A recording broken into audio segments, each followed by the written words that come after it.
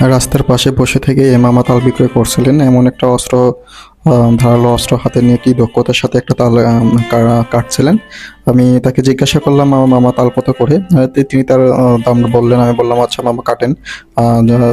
মামা কাটা শুরু করে দিলেন। তিনি কেরানীগঞ্জ থেকে, গ্রাম থেকে কিনে এবং কেরানীগঞ্জে বিক্রয় করে। তার ছেলে মেয়ে আছে, চারটা ছেলে মেয়ে।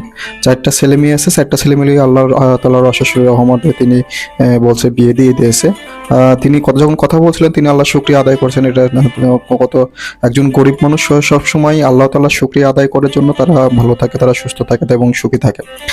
দক্ষতার সাথে তারা হচ্ছে দেখেন, যে তালের শ্বাসটা বের করছে, এটা আসলেই যখন বের করছে তখন মনে হচ্ছিল যে এটা খুব শক্ত হবে। আসলে কিন্তু শক্ত নয়, একেবারে সফট এবং নরমের মতো। জানি না খাতে কতটা সুস্বাদু হবে এবং জানি না কেমন হবে।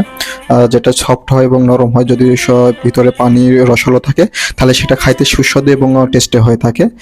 তবে মামার এটা কেমন হবে আমি জানি না, তবে যে বের করার পরে বোঝা যাবে যে এটা খাতে কেমন টেস্টি হবে।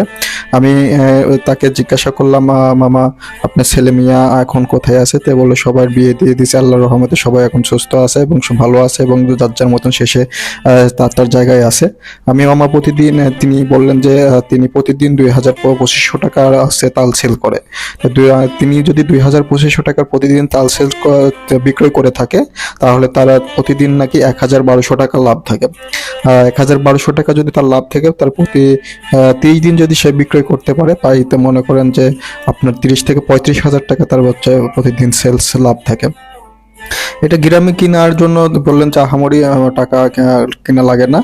খুব অল্প টাকা দিয়ে কিনে বা আগে কিনে নিয়ে এসে পরে টাকা দেওয়া যায়।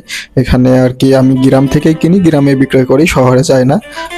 গ্রামের বসে থেকে কেরানীগঞ্জে, গ্রামের মধ্যে কিনি, কেরানীগঞ্জে বসে আমি রাস্তার পাশে বিক্রয় করি।